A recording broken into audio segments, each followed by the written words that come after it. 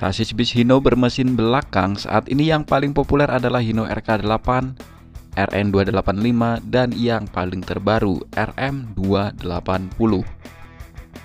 Namun jauh sebelum hadirnya sasis populer tadi, Hino RK174 lah yang mengawali sebagai tonggak awal keberhasilan bis mesin belakang Hino di Indonesia.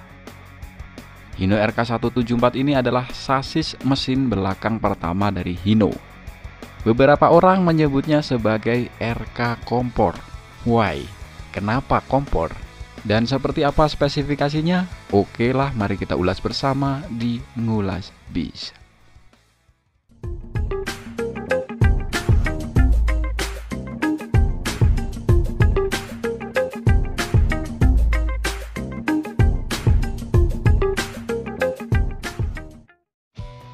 Hino RK174 atau RK kompor ini pertama muncul di Indonesia pada tahun 1988 sebagai respon serius dari Hino untuk menantang kedikdayaan Mercedes-Benz OH Series yang sudah jauh lebih dulu meluncurkan bis bermesin belakang.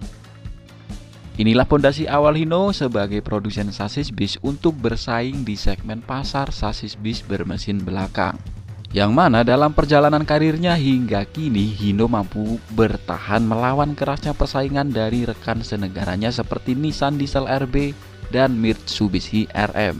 Bahkan berhasil menjadi market leader sasis bis bermesin belakang di Indonesia. Hino RK174 terdapat dua generasi dengan kode mesin yang berbeda, yang artinya output tenaga juga berbeda. Generasi kedua dari sasis ini hadir pada tahun 1991 hingga 1993. Nah, lantas seperti apa spesifikasi dari sasis Hino RK174 ini?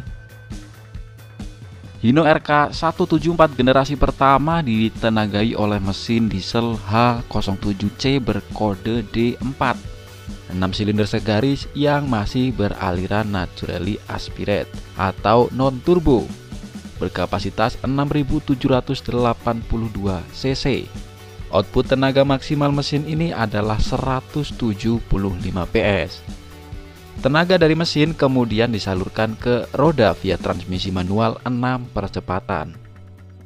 Pada generasi kedua, Hino RK174 melakukan sedikit upgrade dengan mesin diesel H07C berkode D6.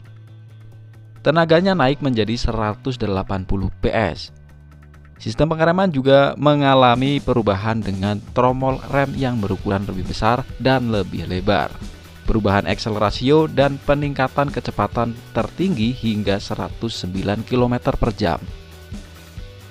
Sasis bis ini mudah dikenali dengan ciri khas lubang angin di kap mesin belakang sebelah kiri. Selain itu juga mudah dikenali dengan dimensinya yang pendek, mengingat wheelbase-nya sendiri hanya sekitar 5 meter. Sasis ini juga disebut juga sebagai RK kompor. Nah, kok bisa dibilang RK kompor? Sebutan RK kompor muncul lantaran knalpot RK174 kerap mengeluarkan api layaknya kompor saat bis dipacu dalam kecepatan atau putaran mesin tinggi. Munculnya api itu disebabkan oleh pelepasan bahan bakar berlebih ke ruang pembakaran.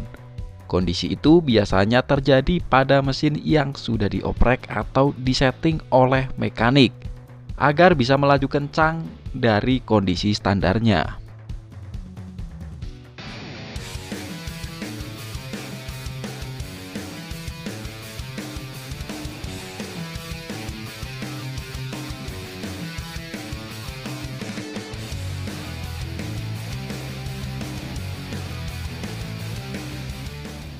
RK174 yang datang sebagai pesaing Mercedes-Benz OH Series di segmen bis mesin belakang tampaknya masih memiliki beberapa kekurangan.